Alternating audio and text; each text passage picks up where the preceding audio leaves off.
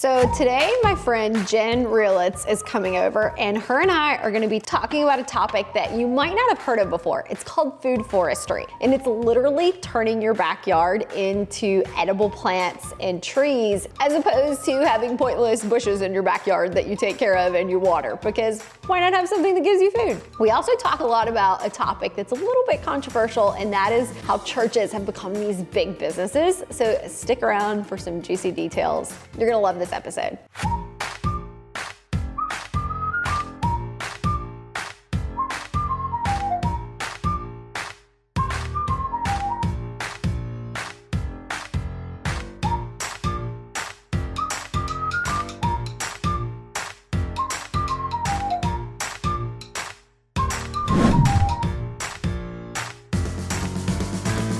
Excited to have you here today, Jen, because I went to a homeschool conference a couple years ago, and you had this booth that was just surrounded by plants, and I had no idea what it was. I admired the plants as I walked by because there was like, I don't know, a couple hundred booths. How many booths are there at the Florida conference? Like 800 or something crazy. Yeah. And so I was 8 months pregnant, so I did not really have time to stop and like gaze and admire at booths like I wanted to. And I remember seeing the booth full of plants. Then I'm listening to this podcast, and it's this lady talking about food forestry, and it clicked to me, and I'm like, oh my gosh, this is the same person with the booth. Yep. And then I message you, and I realize you have a book. I read your book and become totally obsessed with what you're doing. Yeah. And we finally got the opportunity to meet in person at the last homeschool conference and decided to chat a little bit more about it. So I'm excited to have you today. Thanks for having me. So how did you go from a love for food and plants to food forestry? And what is the difference in gardening and food forestry? Oh, such a big difference. So I always kind of liked gardens. My grandmother, when I was little, we would go like plant flowers together and things. And when I first moved into a house, this house had like a garden bed in the back, and it was just empty, and it was just like calling my name, like this needs something in it. So I planted little tomato plants and kale plants and started to plant some fruit trees. Well, around 2017, I was having babies, I was nursing, but in the night, like I had all this time, I'm up with kids, and I started watching some kind of YouTube videos on food forest, and I had a mentor who was really into fruit trees. So like every birthday, she'd take me to the nurseries, buy me a fruit tree. She had planted a gorgeous food forest in her home, and she's right in El Cid by the Intercoastal, planted a incredible amount of trees like 10 years ago. So really beautiful mature trees. So I just started kind of looking into it more and more and kind of realized that food forest was so much easier and more low maintenance than traditional gardening, because you're using perennial plants that keep producing forever and ever versus annual plants that you have to replant every few months. And busy moms, busy entrepreneurs don't always have time. So as I've been learning more about what you do, I haven't actually seen one of these in real life. So the image I have in my head is that instead of these pointless trees that I have in my backyard right now and these shrubs that make no sense, I would in theory plant things that are gonna produce some kind of food for us to eat. Totally, exactly. Hedges that produce something for people and pollinators, right? People wonder why there's no butterflies in my yard, there's no bees in my yard. We haven't created habitat. Right? If we've got hedges where we prune them so often they never flower, they never fruit, like it's not very interesting for bees or butterflies. So how did you go from, I love gardening, let's take this a step further to food forestry, to I am gonna make this a business? That was a big leap. That was a really big leap. So around 2019, we moved from West Palm Beach to Jupiter, which was huge for me because I grew up in West Palm. I was a city girl. I thought that Jupiter was the north end of the world. There's nothing in Jupiter, literally. Okay, and for the people who don't live in Florida, this is only like an hour away. It's not that far away, but I thought once you got past like North Lake, there's nothing up there. Anyway, so, but I had friends who were moving up there, and this is an area where a lot of people are on like an acre, 2 acres, lots of green space. We went up to visit them a couple of times, and they kept saying to me, when you get in an area with a lot of green space, your head just clears. Like you have more like mental space. And I was like, what are you talking about? You know, I lived in the city. That's for country people. I don't know what they're talking about. They don't know what they're talking about. But We had a third baby. Our little house started to feel really little. My husband worked at a plant up there. It just kind of made sense. So we moved in 2019. I had already started to get into food forest somewhat, but part of the reason I was willing to move to the sticks was that I wanted some land. And for me, Jupiter felt like the sticks. So anyway, I did a food forest build, I think maybe 2 months ago on a 1/4 acre of land. Okay, like a normal suburban. We planted 28 fruit trees. Oh my gosh. Okay, so it's totally possible to do with less land. And that's why food forest is amazing. It's a low maintenance. It's literally the whole point of it, right? It's the whole point. Your It's other the whole stuff. point. It's like the best use of a small amount of land. But for somebody who's totally obsessed with this, getting Yes, more is better. Yeah, getting 2 acres is like super fun. Christmas, right? Yeah, right. You've gotten right. this huge gift. Yes. And now what do you do with it? Yes. I, of course, had babies at the time, so I ran out, bought a bunch of fruit trees, and then hired a guy to come in and plant them all. It's funny because when you have a new house, your friends come over, they want to see your house, they want to see the kitchen, and I was like, let's go see the yard. Like, I was only excited about the fruit trees. So I was taking people on tours of my yard, kind of food forest tours, and then it occurred to me, like, I should open this up to neighbors. Like, there are people around here who could be interested in this. And it was right around the time of the pandemic. So like people are stuck inside, whatever. I would just put it on Nextdoor or Facebook. Hey, we're having a food forest tour Saturday morning at 10 a.m. Over the course of a year or two, just as a hobby, maybe 300 people went through my yard. Oh my gosh. Every Saturday that I opened my gate, it was like 10 people, 20 people, 30 people. And I began to realize, like, there's a market for this. Well, you're also part of that group of people who got really creative during the pandemic and learned how to turn something that could have really sucked into a business. Yeah. I think a lot of the language around the pandemic makes it sound like it was, and it was terrible, right? Yes. But there were definitely like gifts and blessings that came out of that. And this sounds like turning your hobby into a business was part of that. Totally. That was kind of the genesis of where I began to see, like, there's a market for this. But it was really a very small progression. So what started was I began taking clippings, like pieces of plants, and putting them in pots and growing more plants. And so after my food forest tour, I had a little area where people could shop and they could say, like, I want a cassava, or I want a katuk, or I want a jackfruit, or whatever. And I had these little plants that I'd propagated myself just because I'm a plant person, and they could buy them. So it was super small. It was literally just plants I had made from my own plants that were in pots that I was selling. But after these food forest tours, I started selling a lot. And I think I just began to realize, like, wow, there's a need for this, there's a market for this. But for me, I had been an employee all of my life. And I had a really amazing job with an incredible nonprofit that, like, I almost am gonna cry if I talk about it. Like, I love them, I love what they do. They were family to me. I'd been with them for 10 years. And so the idea of leaving that nonprofit I love, job I love, stability, flexibility. Comfortable. They were amazing, Yeah. So the idea of leaving all of that was, like, terrifying. But I think that's how every entrepreneur feels, right? And what was your husband saying at the time when you're thinking? Oh, he was so nervous. You have all these people coming into your yard. Well, no, I mean, he was like, wow, he saw there was a market for it. He knew that I was becoming kind of known in the community for that. I was like the food forest girl. But when it came to actually quitting, he was still like, oh, Jesus, help us. I think it was scary for both of us. I think people don't realize how much of a blessing it is to have a spouse that is being supportive. Can go like 2 different ways. Yeah, go ahead and do it. Like, do whatever you want to. But then there's the supportive spouse that's still telling you, like, did you think about this? Did you think about that? Are we supportive considering with this? breaks? Yeah, that like causes you to stop and think a second. Right. Which is very different than the spouse that's like, heck no, you're not doing that, right? Sure. And so that supportive spouse in either of those directions can be a bigger blessing than somebody ever realizes. Totally. So Totally. he's nervous. He's saying, we're gonna have to pray about this. What happens next? Well, honestly, the thing that really helped me, this sounds kind of wild, but I am in this community with really cool prophetic people. And so I would be like in these small, like, house church type worship events, and guys that I love who are like very far along in their faith would get like a prophetic word and just start praying over me.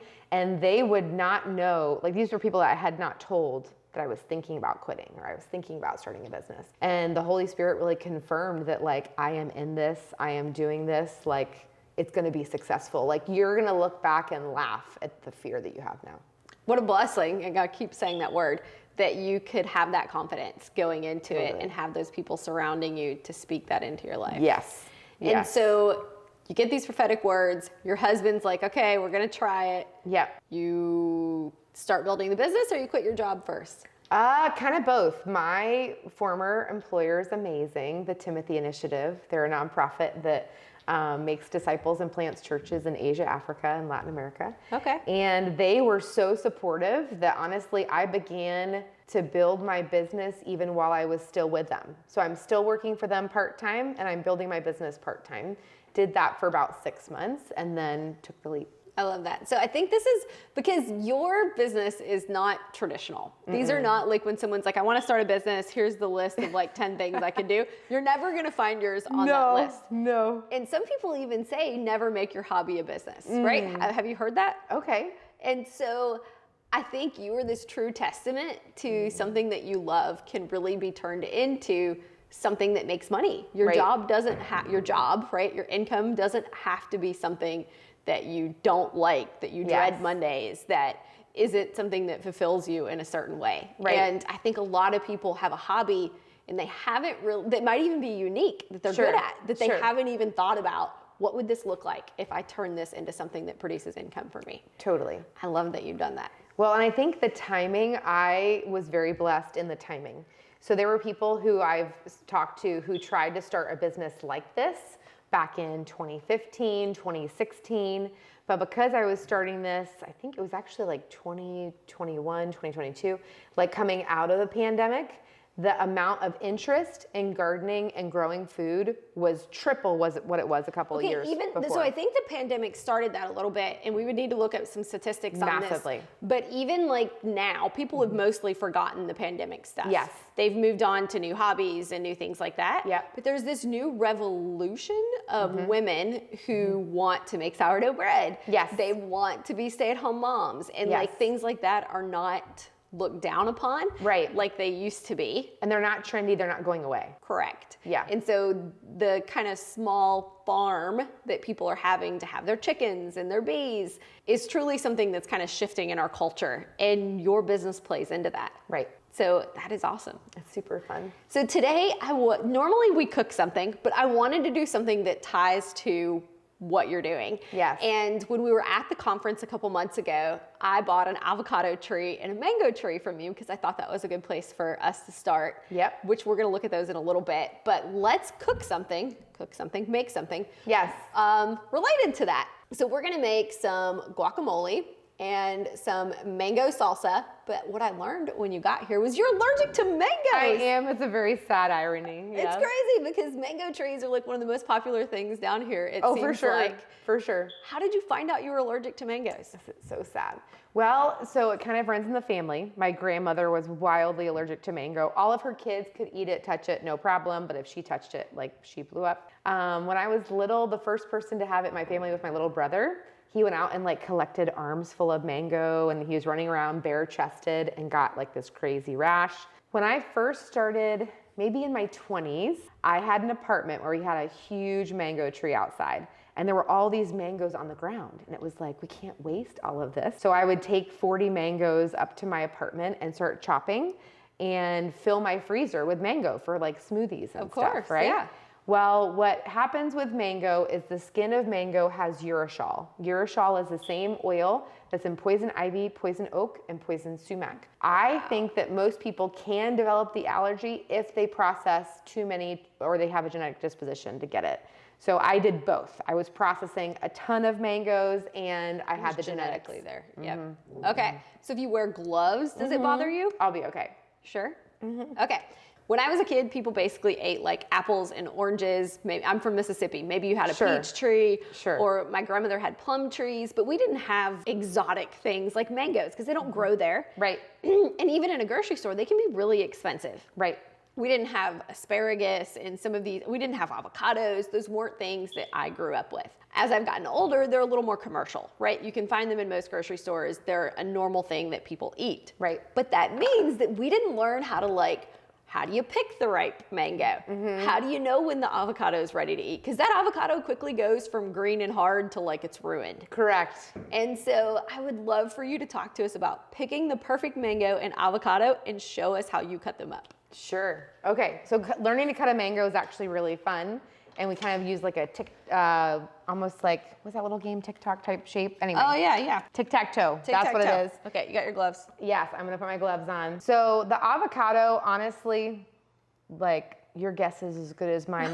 We're just praying to the avocado gods that we slightly smushy. Yes. Just barely have a give. Yes, and also when I'm picking out avocado, I'm thinking when do I need to use this? 100% agree. So if I need to use it in 4 days, I never buy the bags of avocados because I want avocados at the grocery store that are different colors. Yes. Because I want one for today. Yes. And tomorrow and the next day. Correct. And so if you get the bag and they're all the same, you need to eat them all today. Then they ripen all at once. Yes. Yeah, Okay, exactly. so we're gonna start with 3. I'll do the avocados since those are the easy one. Yep. We'll start with 3 avocados that are just a little bit mushy. And then you're gonna let us know which mangoes. We're gonna do 3 of those also for our salsa. Sure. Okay. And talk to us about what kind of mangoes these are.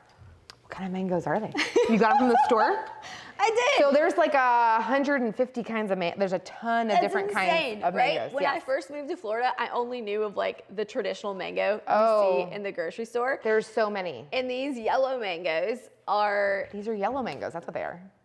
There's so many kinds. They're in season right now. If you go to the grocery store, they're even on sale 4 for $5, which is not what you normally pay for mangoes. Cool. And they're one of my kids' favorites. Yes. And they're actually one of the few that I can find at the grocery store that are organic. Cool. There are so many different kinds, and what's really fun is one of the most world famous mango geneticists is in Palm Beach County. Oh, how random is that? Gary Zill's High Performance Plants. And he's a wholesaler, so he's not open to the public, but he has patented dozens and dozens and dozens of all of the really fun new pineapple pleasure and the new things that are coming out are a lot of the mangoes that he adapted. So what is the difference in genetically modifying something and then creating something like what you're talking about? This is just we're kind of crossing, right? So we're just planting lots of seeds and kind of seeing, can we develop disease resistance? Can we develop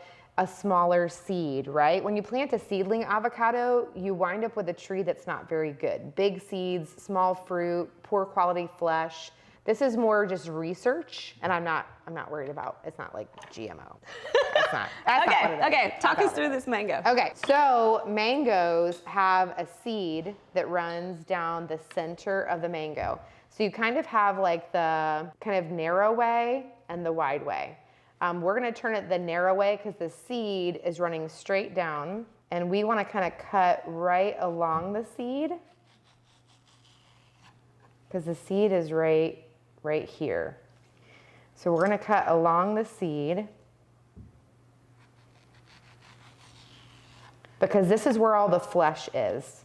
And so this is where we're gonna make that tic-tac-toe kind of pattern.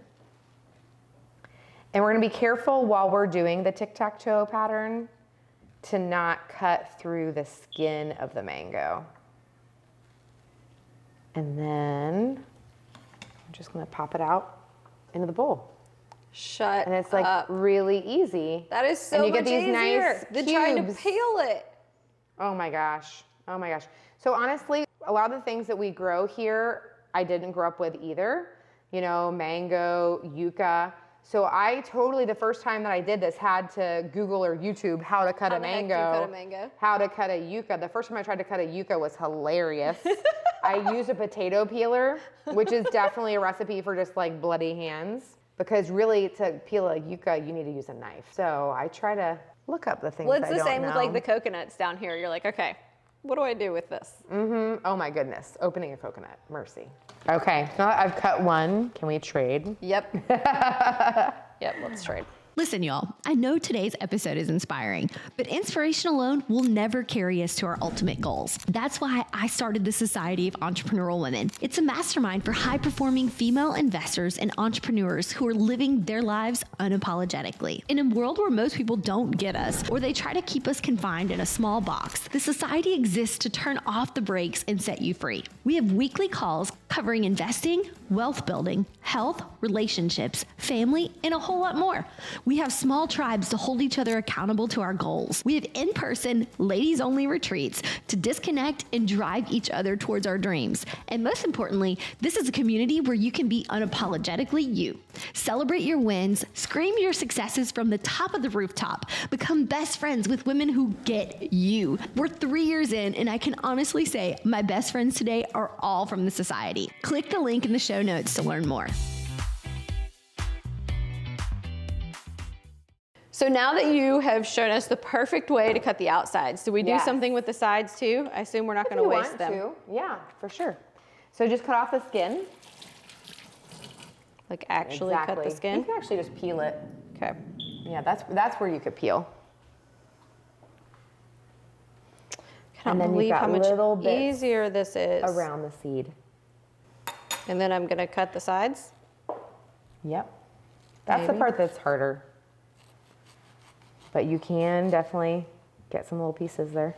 It makes me feel like I'm wasting if I don't do it. I know. I hate wasting too. And actually the fun part of having a little hobby farm with chickens and pigs is I don't waste much. Oh, you can feed it all to them. Literally all of the mango skins, all of my kitchen scraps, everything either goes to chickens or pigs. Okay, talk to us about what you're doing with the avocado. With the avocado, kind of the same. You've still got that pit in the center, right? So we're just kind of cutting down the center. And then it kind of depends on what you're doing. Like if you're just making avocado toast, I would just like scoop the whole thing out with a fork and just mash it on the toast. We're gonna kind of chop it up, mash it, but. So in your story, you were talking about how you had all these people coming through and you're selling your clippings. Yeah. And then we go from selling clippings to this is going to be a full-time business for you. Yeah. How did you get customers? How did you start building the business? And when I say full-time, I should say part-time because I do, like, I have kids at the time I was let's reword that. homeschooling. Replacing your Yes, income. replacing so my this was something income. you could Yes, do it as was your replacing job. my part-time income, yes. Well, gratefully, when it came to getting customers, I had already really, because it was my hobby and hundreds of folks had come on food forest tours, I already had a base of people who knew that that's what I did. So that's that initial customer base. Totally, that was already there. Because I think I talk to this about people who want to start like a coaching program or they're like, I'm going to start a mastermind. I'm like, okay, those first like 20 people that ask you about it are your low hanging fruit for a business. Right. That's the easy part. Right. But then to get customers beyond that becomes a skill. Totally. So how are you getting customers beyond those people who initially knew your reputation? Well, for the first couple of years, it was all word of mouth. It was literally just people telling people, neighbors. And so at this point, are they just buying plants from you or are you doing their yards yourself at this point? It was both. It was people who were buying plants, but it was also people who wanted full installations. Okay. And so some of that was just going out to farmers markets and places where people were setting up a booth to sell plants and to give little samples of Roselle iced tea and talk about food forest. You'd wind up every time with a couple people who said, hey, I want you to come to my yard, give a consultation. And then after that, I would send them a plant list, a proposal, and if they wanted to do it, we'd do an install. Okay, I love that. Yeah. And so clearly you're doing this at the homeschool conference too, because that's how we met. Totally. And talk me through that, because you teach a lot of classes when you're there too. I do. I was going to say, so really, honestly, I do consultation, installation, design, but my mission is to educate and inspire. And so the fun part about the convention is that I get to educate and inspire kids. And so for me, the most fun part of this year's convention was having kids come up to me who like read the book, went to workshops last year, and wanted to show me pictures of their gardens. Aww, and so I'm still like that. in touch with their moms, and their moms will like text me a picture and be like, when do we prune the pigeon pea? Or like questions like that. But for some of these kids, I kind of realized, you know, the first time that you do something that you're called to do, like your first sale, for me, it was like the first time I really got into this. It's kind of like you're being launched into your destiny. Like something comes alive in you when you cook or when you do art. So for these kids, they were really grateful. They came up to me and said, like, you're the first person I ever met who was talking about this. Thank you. I love that. And so that's really, really fun. Very satisfying. For those of us who want to get our kids involved in this, we were talking about this before we started filming. Easier said than done to talk your kids into something. Yes. What would you recommend? How do we start?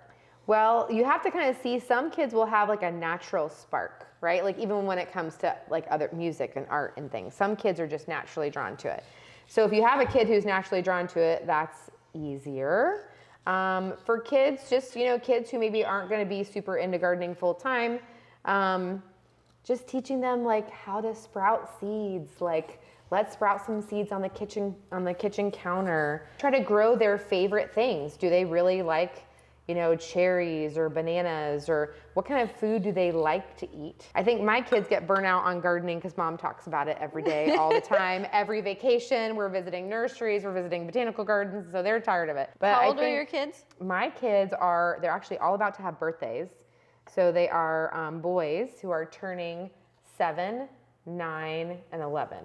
Oh, So wow. I didn't realize your kids were so young. We're still in the weeds. Yep. Yeah, Yep. so as are we. I'm sure you see us carting around all the babies. Yes. What made you stop? Because like traditional homeschool families, you see anything that ranges from, one kid, adopted kids, grandparents doing it. And then you see these, passenger van size families, which we're starting to become. Sure. How did you decide you were going to have 3? Oh, okay, that's a great question. So the first child, Lincoln, was planned, and the next few were not. So what's really funny is actually I've always gone back and forth between like being really disciplined about healthy eating and then not being so disciplined about healthy eating. Dude, I am the same way. Okay. I will eat like nothing processed, make everything from scratch, or nothing, like our salad dressing, everything for like 6 months, and then we eat like Cheetos and fast food because we're traveling. I actually got pregnant every time I was really healthy eating. So every time that I was like super eating clean, like here comes a baby. So yeah, I don't know. We just wound up with 3, and we're happy with that. How old are you? I am 41. I'm actually 41 on Sunday. Shut up, we're the same age. All right. Happy birthday. Yeah, thanks. What are you doing for your birthday? It's funny, honestly. So last year I did this fun, because it was 40, right? So we had a long table with, 20 or 30 good friends. And actually the most fun part was one of my good friends, who again is super, spiritual and prophetic, was like, hey, I want all of you to take a second, close your eyes, talk to Jesus, ask him for a word to give Jen for this year, or a word that he is speaking over her. So I got to hear from all of my closest people kind of what they see in me, and it was just really beautiful. Oh my gosh, it was really beautiful. This year we're super busy.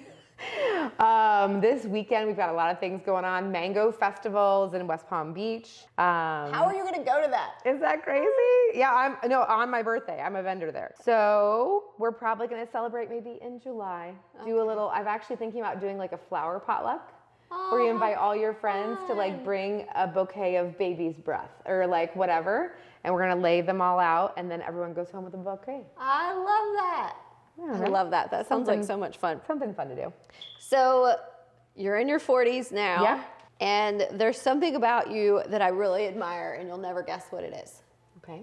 You have gray hair. I do. I have 100% gray hair. Okay. Literally my hair is white. Yeah. And I have been scared to stop coloring it. Okay. Well, I think it's easier for people who are naturally a little bit blonde to transition. Yes. My hair is I look like a skunk when it starts. Okay. Like an actual skunk. So I want to give you some grace for that. I think it's harder. But for me, it was kind of during COVID. And I just felt this nudge of girl, stop it. Well, it doesn't help that my husband is 10 years younger than me, and everyone thinks he's 18 and picks on me for that. Well, of course. I'm I feel folks from different parts of the world tend to look young anyway, so right? they have better melanin so or something. Dude, they do. They do. We literally Googled it. The Asian people have thicker skin. Absolutely true. Yeah. No, listen, I work with this beautiful woman, like beautiful African American. She's in her maybe mid 50s. She always looked like she was like 29. I was like, what the heck? Well, when those people tell me like, oh, I have kids that are in their 40s, I'm like, what the heck? No, you don't. We're Aren't you like same 30? age. Yeah, right. I agree with that. They're blessed with beautiful skins. It's hard to tell the difference. Yes. But I admire that you took the leap and went gray. I did. And my hair grows incredibly fast to the point to where it needs colored about every 2 weeks. Oh my goodness. And I'll wear like a hat or use the spray or something to make up for it for like another 2 weeks. And so I go like once a month. But every month I'm like, oh my God, I do not want to go get my hair colored. Should I go gray? And it's like this battle every month. It's a very like countercultural thing to do. It is. And it was even countercultural for me because my mom encouraged me. Also where we live, like down here, like people are so South into their Florida appearance. people are very, I have opinions. And I grew up here, so like I'm, I guess, judging myself. Like, but down here is even different. Yeah. It is. People are more concerned about their appearance. And I kind of feel like for me, as a person who is a like Jesus believer, like I'm not a huge fan of like organized institutional religion, but I love Jesus. I don't know, I shouldn't care about that as much. My mom had me start highlighting my hair when I was like 12. Same. I was literally in like 6th grade, and we would get highlighting kits. Correct. From like Walgreens or somewhere. Yes. To highlight our hair at home. Yes. So it was very much. I was probably in 4th or 5th grade when she started waxing my eyebrows. Okay. Bless her, I needed it. Yes. But like we were young when those beauty things happening. And I think they're even younger now. My daughter is 13, and for like 2 years she's been obsessed with skincare. I didn't even know what skincare was at that age. Wow. Yes. No. Me neither. Oh, you don't have girls. So I don't have girls. I don't know. Yeah. I'm a boy mom. Yeah, we do really dirty, wild things all the time. I think the dirtiest thing we have going on with one boy is my son is obsessed with lizards. Yes. So he catches every lizard in the yard and puts it in a cage. And How old is he? He is 10. Okay. So most little boys love catching lizards and frogs, which is great. That was my first 2. My third one is extra wild. So when he was like 4 years old, he just walks in the front door with a 5-foot-long snake. Shut up, I would die. Yes. So he caught a black racer, which black racers are great. Black racers are good for your garden. They kill venomous snakes. Like they're good to have around. But my little 4-year-old is holding like a snake that's literally as long as he is. That is insane. Yes. And so from then on, he knew that he knew how to catch snakes. So then he was just catching snakes all the time. And now we have snakes like in tanks and stuff. And we had a little ball python. Okay, cute little ball python. One day he leaves the top to the tank open. Yep. Can he find it? Nope. Do we look? Yep. Can he find it? Nope. So he was loose in the house for like 3 weeks. I don't know. Shut up, I wouldn't have been able to sleep. So my son has been begging for a snake. Yes. And I'm like, we're not doing it. So if he hears you talking about this, he will be all over. Snakes are great. Okay. So I actually would recommend starting with like a corn snake or red rat snake. They creep me out to the point where I don't even go in the snake area at the zoo. No, like I can't handle fine. I think I've just gotten accustomed to it. Well, you're probably seeing them in the garden too, and like you're used to not the garden, but the yard or whatever. Forest. Yes. You're used to the interaction with them. Coming from Mississippi, where there's so many poisonous snakes. Yeah, I feel like it's probably something in me that we were taught, like trying to stay away from them to keep from getting hurt. And we had a pond, so there's water moccasins and copperheads and all of these poisonous snakes. I think that's probably where I got that from. You're totally fine. Okay, so for yours, we're also gonna do you are the white onion. Did I have the onion out? Yep. Oh, here we are. And you have a jalapeno. Yep. You got your lime and some garlic. Yes, sounds great. You wanna talk us through what you're making here since you just you took over? Sure. Avocado, tomato. I mean, guacamole is so basic. You can literally just, honestly, mash up some guacamole or just some avocado and you've got it. But if you want to add all the fun things, it does taste better. And so I hate when I go to a restaurant and they serve guacamole without tomatoes. The Yes. tomatoes in it make it like one of my favorite parts. Yes. But usually in a recipe, they call for the larger tomatoes, right? Different Yes. varieties or whatever, but like Yes. a Roma tomato or whatever. And I feel like they don't have as much flavor. So I've started making the guacamole with the cherry tomatoes or, you know, whatever. When we were kids, we called them Tommy Toe tomatoes. Yeah. Because they have so much more flavor. They I do, like the small because they tomatoes. ripened on the vine. Ah, okay. Okay, a lot of your tomatoes at the store do not taste as good Because they as didn't- tomatoes that ripen on the vine. So that's why I'm liking the small ones. Correct. So I if love I that. buy Okay. tomatoes at the store, I'm buying vine ripened. Okay, I on the get it vine. now. Yep. There's actually more nutrients and more flavor. Okay, well that's Because why I'm having otherwise, that then. they're picking them green and then gassing them to ripen. Dude, and then they have no flavor. And less nutrients because you picked it at an earlier stage. It hadn't like matured. Do your eyes water when you cut A little bit. onions? Okay. A little bit. In this drawer Yeah. is the best gift my husband ever gave me. Okay. You want to wear these? What are these? I need these in my life. Right? What are these? They look ridiculous, but your eyes don't water. amazing. But look, also, I'm gonna give you a little trick. I watched a chef cut an onion one time, And they said if you and again, he made this like tic-tac kind of pattern. Tic-tac-toe, I keep calling it that. And then when you're cutting it, it's already diced. I love that. Yeah. But what are these glasses? How do you order these on Amazon? Like onion no cry glasses? What am I looking for? I'm sure if you search that, you'll find it. Wow. Okay, so we're talking about you. You're in your 40s now. Yep. Your kids they're not like totally self-sufficient, but they're getting No, there compared they're getting to babies. there. Yes. How do you think your life is going to change? Your business is going to change, and some of those things you've been, because as a mom with a business, and it Yes. sounds like if I do the math, you were starting that with babies. Yes. It's freaking hard. It's so freaking hard. Balancing like the desires you have in your head, or at least in my head. Yes. There's this constant thing of like, I should be working on my business right now when I'm with the kids, because I know there's 100 things that I need to accomplish. And Yeah. then when I'm working on the business, I'm like, I miss my babies. I want to be in there. I feel guilty. But I've also Right. tried to, and some people would get on to me for saying this way, but just be a mom. Yeah. And I've also worked too many hours, and I'm not happy in either situation. Okay. I truly love the balance of both. Yes. But now that you're out of the baby phase with that, what's the difference here? Well, I was going to say, so the research shows that the happiest moms are part-time working moms. Okay, that's interesting. Okay? So part-time working moms are the happiest. Second happiest are full-time working moms. Least happy are stay at home. I wonder why Which that is kind of crazy. Being in homeschool world, you would think it's the opposite. I shouldn't say that. Well, I'm saying it. That's what the research shows.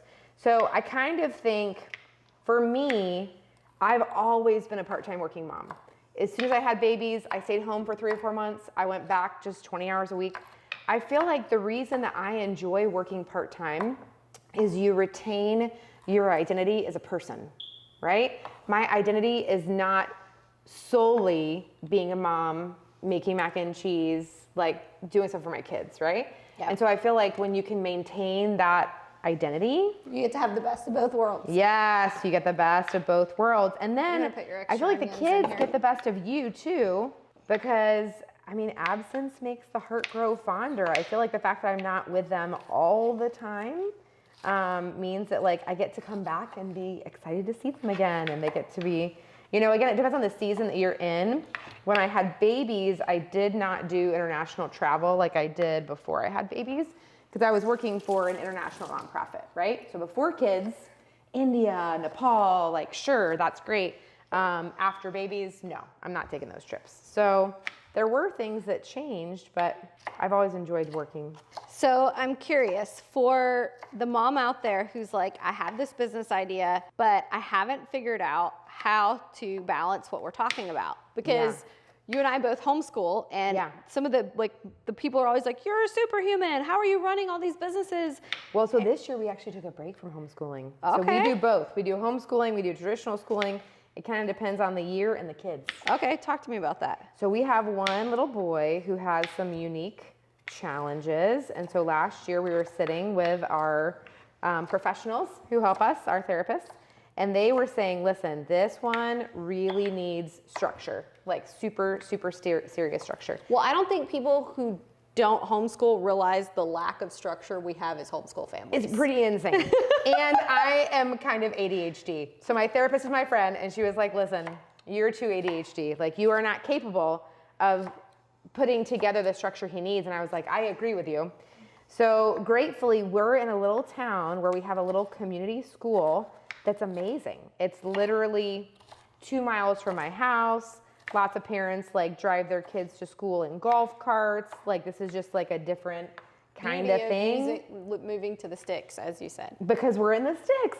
And so it's actually been a really delightful year. So we're doing that this year. We'll do it next year for all the kids. I kind of decided, you know what? If one of you is going to school, all of you is going to school. We've got to get up and take. And I'm going to get an extra year to like really focus on building the business. Okay. So I want to stop and talk about that for a second. Yeah. Because there's seasons. There's seasons of life for everything. Yes. And I feel like sometimes we get caught up in this like all or nothing mentality. Yes. We have to. It's dogmatic. Well, yeah. Yes. And so people are like, you know, I have this job. I can't homeschool my kids. Okay. Well, we set the goal to homeschool the kids, hit these milestones so that you're able to have that option, right? Yeah. Kind of like you built your business and, you know, you worked a regular job for part of the time as you built it up, and then you were able to be home more. Yep. But even working part-time, I was homeschooling. So, I mean, I think you can make it work. It just depends on like what you want in that season of life and what your kids need in that season. You also have to let some things go. Yes. You and I have known each other for a little while now, but you've never been to my house.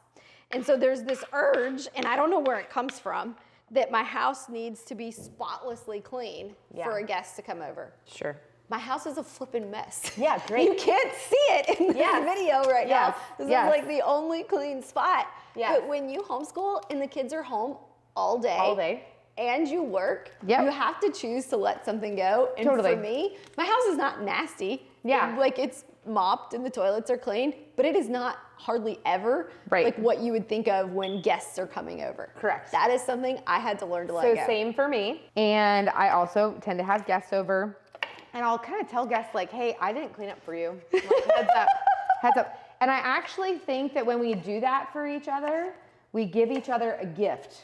Because we're breaking the lie that like things have to be perfect or we have to present this image. We're like, pretending that you're someone that you're not. Because my house does not look that way. Yeah. It's not possible right now. Right. Okay. Totally agree. And my house is the same. Yeah, there's stuff everywhere. And the second I clean it up, the kids have drugged something else out. It never fails. Totally. And again, seasons. Seasons. Yes, my husband and I talk about seasons often. Yes. Because he's in that season. When we decided to have the 5th baby, we decided he would be full-time stay-at-home. Yep. And because, 5 is a lot to try and do part-time. Right. And especially with 2 of them being under 2. Yep. And so that statistic you're talking about, where the person who stays home isn't always the happiest. Right. I think us thinking of it as a season is the one thing that keeps our sanity. Totally. Because he gets to, whether this is the right way to do it or not, continue to dream of the things he's going to be doing in a few years. Correct. As opposed to thinking of it as this is forever. Correct. Yeah. So I'm curious, what's something that, because you talked about how passionate you were about the charity you worked for, the nonprofit. Yeah. What is something you do now to still give you that, I don't know if it's a feeling, but fill that side of you that you're helping others? And is it the teaching the kids at the homeschool conferences? Like, how are you getting that? Yeah. How are you fueling that side of you? Totally. So I still am getting to interact with kids at the conferences.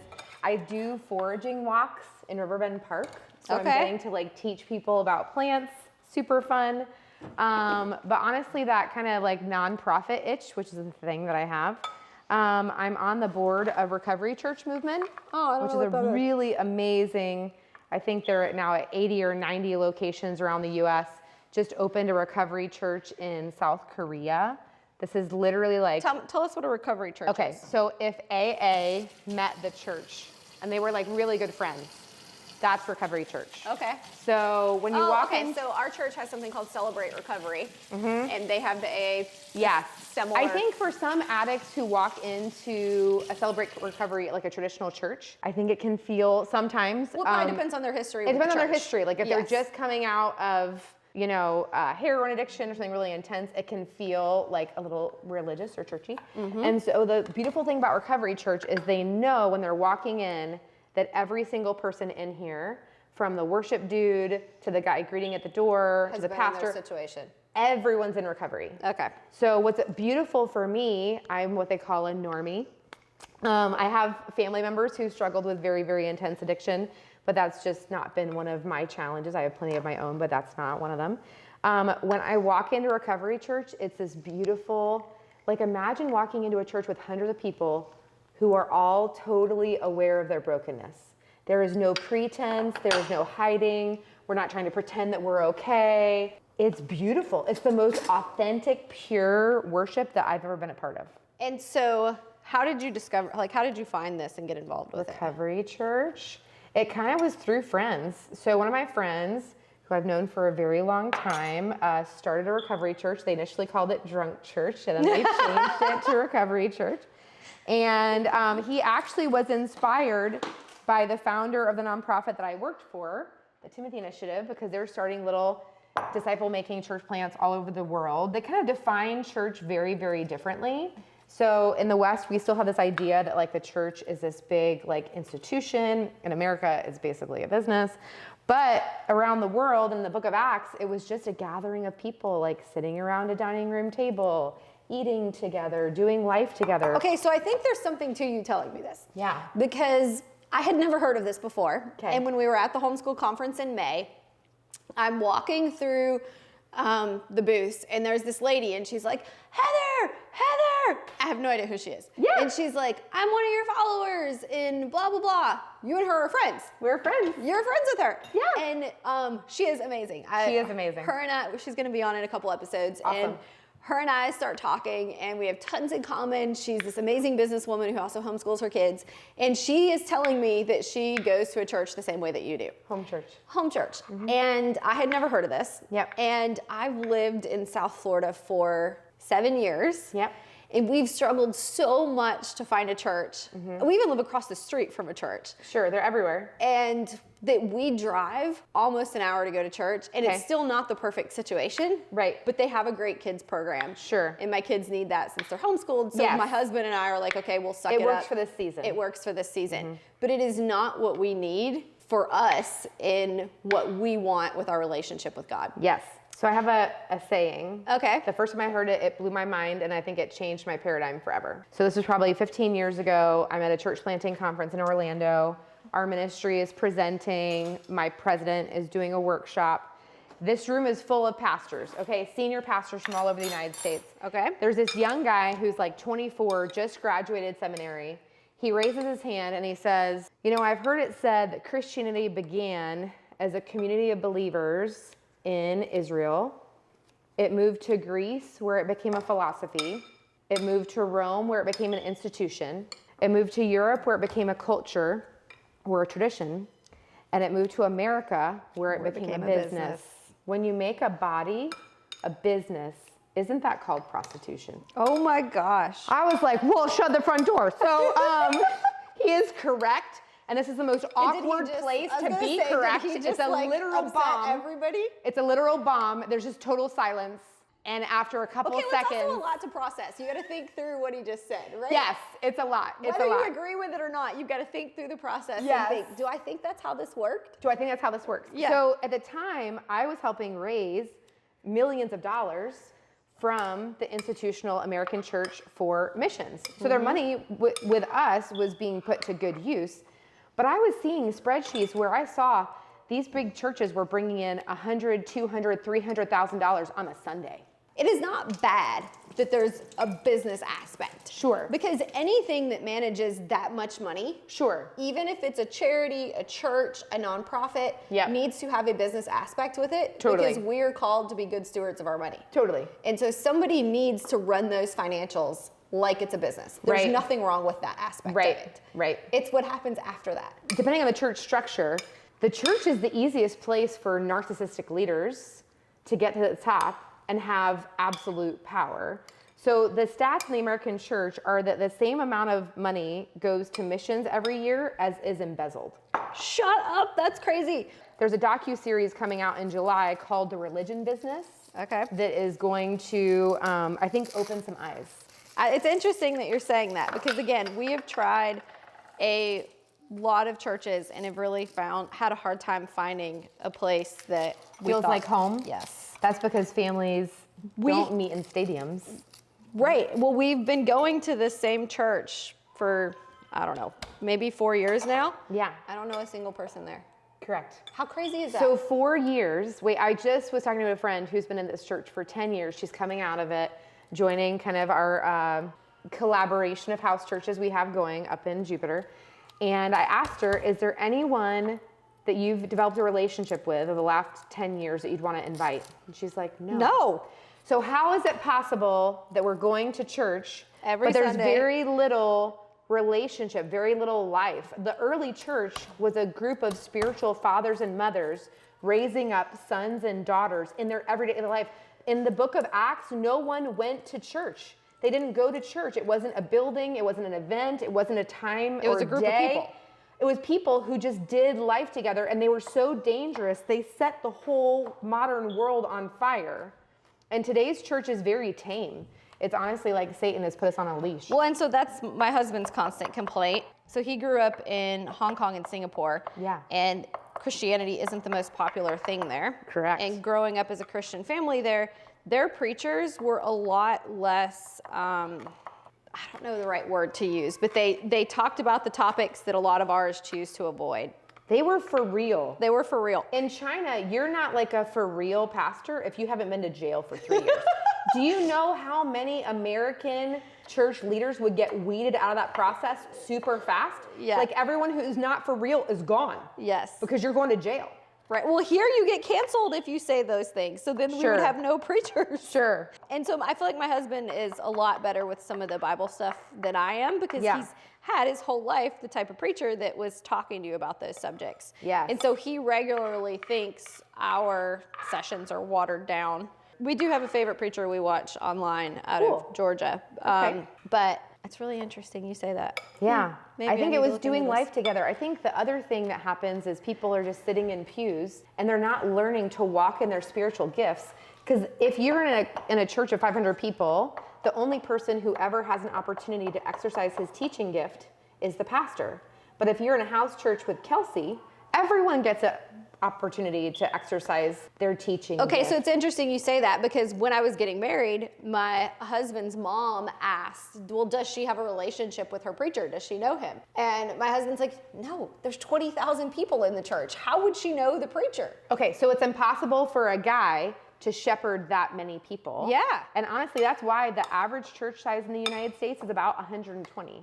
Okay. Because you can't really disciple more people than that. That makes sense. So, And in their defense, they do have other, there's not one guy, right? Sure. They have a children's Sure. pastor, they have a this and a that for different locations. So sure. they do have and some big structure. churches are healthier than others. Yes. You're going to hear a little bit of maybe jaded in mind because I'm coming out of a super unhealthy one up. Anyway, so I'm coming out of a situation where I'm really glad to be in the house church and really glad to be out of that system.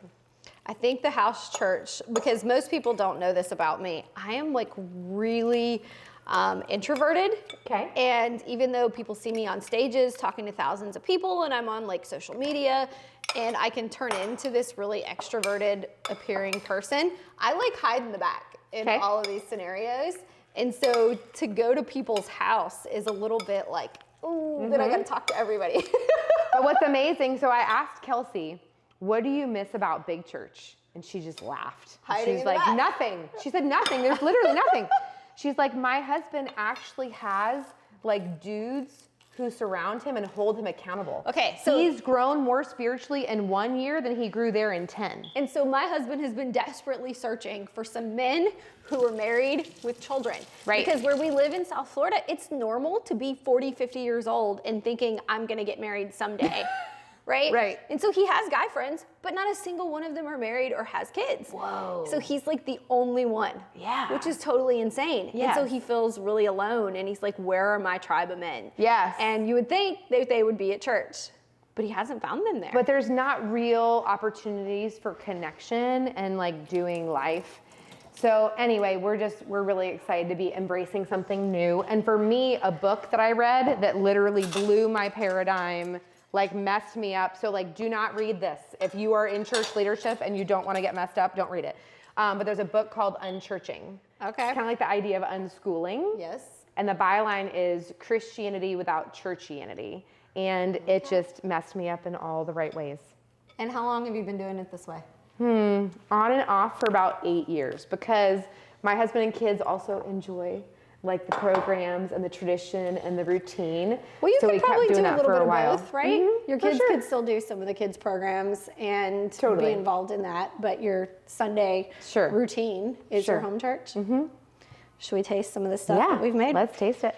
I should have asked you if you had allergies. I It's normally okay. ask that, but It's I was okay. thinking she can't be allergic to avocados mango? and mangoes. Okay, so So we've got the sad. mango salsa and the guacamole. Yeah. The mango salsa is so colorful. I do love mangoes. It's so sad. It's so good. I will take a bite. I will Really? take a bite. I'll be fine. So she says. What's the protocol if you like so good. swell up? I feel like I'm the fine. It jalapeno. hasn't gotten to like EpiPen level, but Okay, the jalapeno in it gives it like just this hint of a kick, mixed with the sweetness of the mangoes, because the mangoes were perfectly ripe. You picked the right so ones. good, so good, Makes it amazing. I think I could do a little bit more salt. so good. Okay, so let's go ahead and go outside and talk about and actually look at some of these plants we've been talking about. Sure. Ladies, it's time to redefine the conference experience with the Society of Entrepreneurial Women Retreats. Step inside a world tailored for women just like you, where you can lead, learn, and unwind in style. Our retreats offer everything from insightful investing sessions to fun activities like salsa dancing, boat cruises, food tours, and so much more, ensuring you come back not just inspired, but truly refreshed. Join a community that celebrates you wholly and supports your every endeavor. Ready for a retreat that changes the game? Visit the link in our show notes and find out how you can be part of this exclusive experience. Okay, so I came to your booth at the conference and you had all these amazing plants. Some I had never heard of, some that I had, and I wanted to buy everything. And I knew you would sell out, so you were the first booth I stopped at. And as I looked through it, I got really intimidated by how the heck do I take care of these? How am I going to transition my yard? Because I have a very small lot with a pool, as you can see. Yes. So there's not a ton of space. Yep. So I decided to start with two things, because they're two things that my family eats and that we buy often, which is an avocado tree and a mango tree. Yep.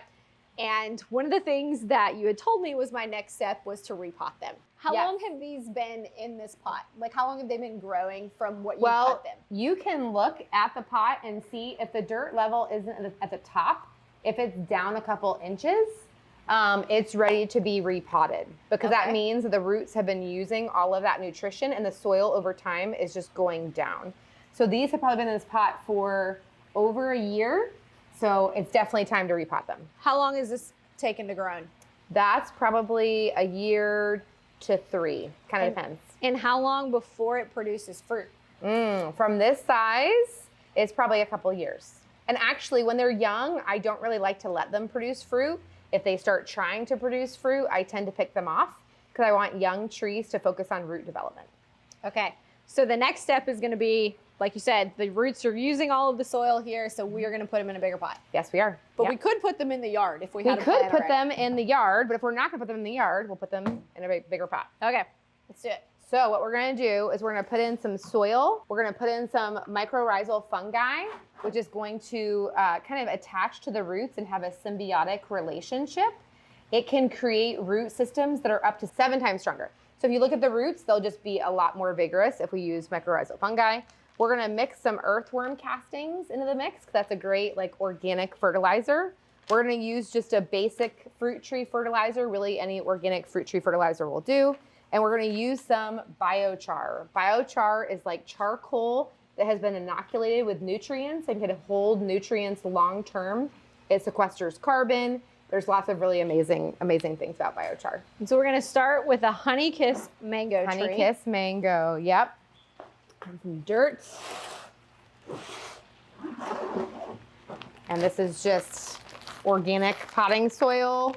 You can get soil really anywhere. I assume all soil is not created equal. I mean, it's not, but Well, maybe if you're adding all this stuff to it, yes. that makes a big difference. Yes.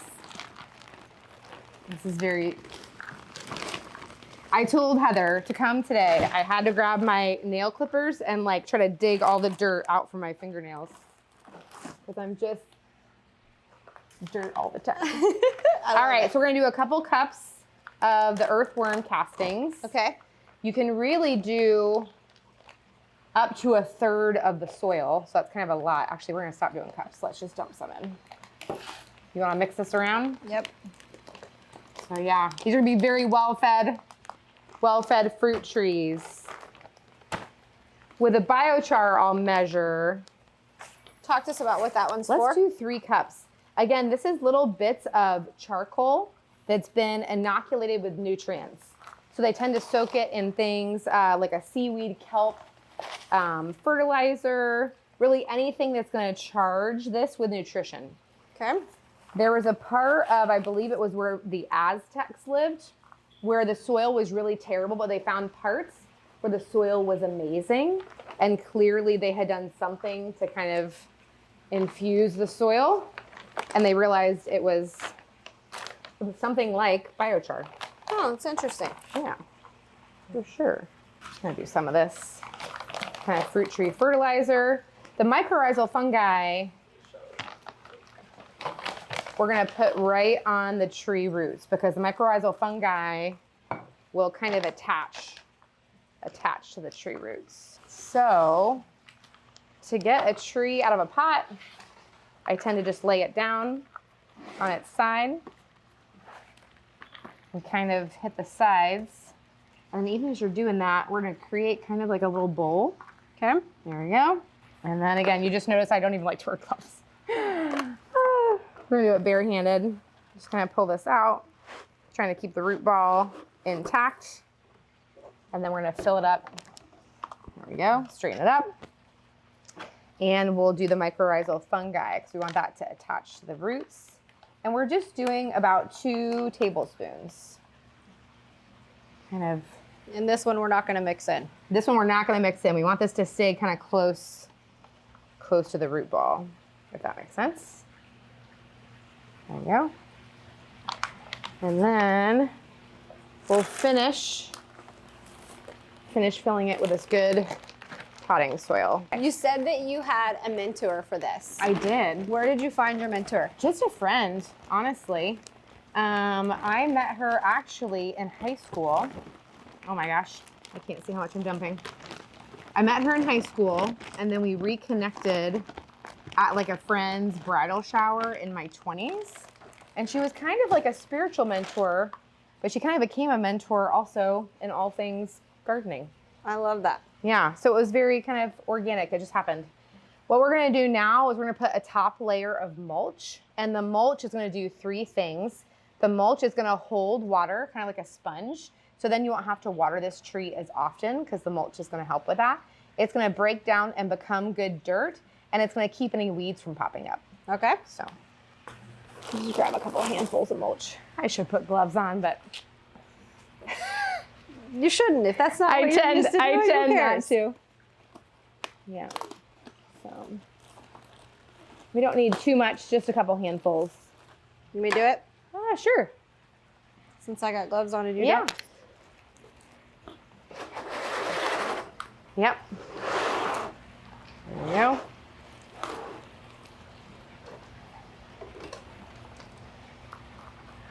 One more? Yep. All right. Perfect.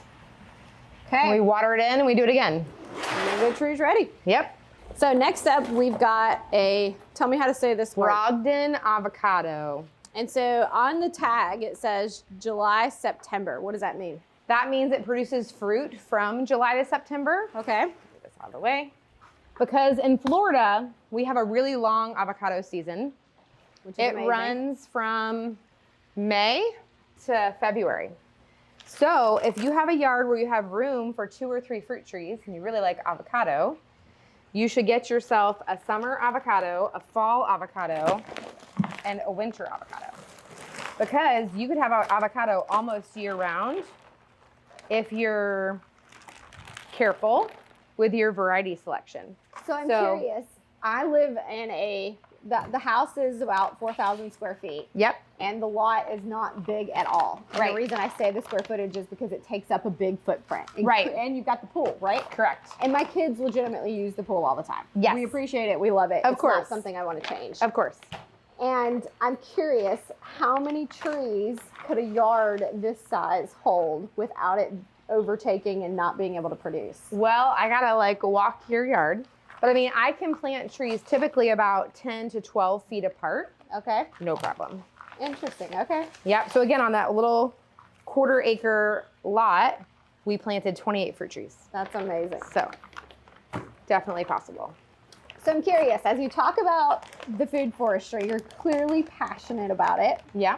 but what's something else that you're working on right now or something you have going on in your life that you're truly excited about? Honestly, the home church thing, and honestly, this docu-series coming out called The Religion Business. I'm very excited about it. I mean, honestly, it's the summer, so I'm just, busy with the kids, doing stuff. I have writing projects, so I like to write. I've been writing different things, not ready to talk about it yet, but related to church issues. Okay. So, yeah. I can tell that you're passionate about the home church stuff right now. Totally. We have some women's discipleship groups that are amazing, that are very Holy Spirit filled, Holy Spirit led. But I've been in a season, I feel like, where the Lord has really called me to focus on my home and children and getting all those things in order. You ready for this? So I'm actually doing less ministry than I was doing a couple of years ago. Well, I think we live in a culture that, and it's obvious because the go-to thing to say when you're talking to somebody is, "How are you?" "Oh, I'm so busy," or "I've been so busy." I hate the word busy. Right? And well, genuinely, I do feel like I'm so busy. Sure. But that is thought of as what the answer should be. So I'm in a season of slow. Last year, we had a residential fire. Wow. In my husband's garage. My husband is a car guy with all these cars from the 1970s. So watching his garage burn at 3 a.m, it would be like if your husband was an artist and you were watching his little art shack burn to the ground. It was horrific. But that moment kind of made us both really step back and evaluate our lives. And I was working with a friend who is an amazing person and is very connected to the Holy Spirit. And she's like, "So I feel like the Lord showed me that you use 3 things to numb pain: being busy, food, and ministry. And the Lord's ready to heal that." And I was like, "Oh, well, she just read my mail." I love people who can read my mail. So I've been in a season of trying to slow down, and nothing wrong with being busy, but I actually like using the word full. When people say, "How's your life?" I'm like, "It's really full." Just feels different than saying busy. Yeah, because busy is almost like obligation. Correct. Whereas my life is really full is intentional. It was on purpose. Yes. Have you read the book, The Ruthless Elimination of Hurry? I'm reading it right now. It's so good. It's so good. Shout out John Mark Comer. We love you. You're amazing. Such a good book. And He's amazing on a lot of levels. And he came from big ministry. He's a mega church pastor who also had a change of paradigm. Turn this for me. There we go. Also, really quick, if you were planting trees in the ground, I'd want you to be really careful to be watering them in well. And sometimes I'll take a bamboo stick and kind of go around like this and kind of make sure the water is seeping down so there's no air pockets. Tell us what the word well means, because that's pretty relative. What do you mean? Like watering it well. How do we know it's watered Deeply. well? So watering deeply means like I'm taking a 5-gallon bucket and like really soaking it. Yeah, I'm watering it really, really deep. Because if I plant this tree and there winds up being like an air pocket right beneath the root ball, that tree is never gonna grow because roots won't grow into air. So we wanna make sure that the dirt is filling in all around it, and watering really deeply is gonna help with that. So we got our mulch. Yep. And we're ready. Yeah. Well, thanks so much for doing this with me today. This has been fun. Super fun. Remember, authenticity is your superpower. Stay unapologetically yourself, and let's continue embracing our uniqueness together. Make sure you hit that follow button so you don't miss the next episode.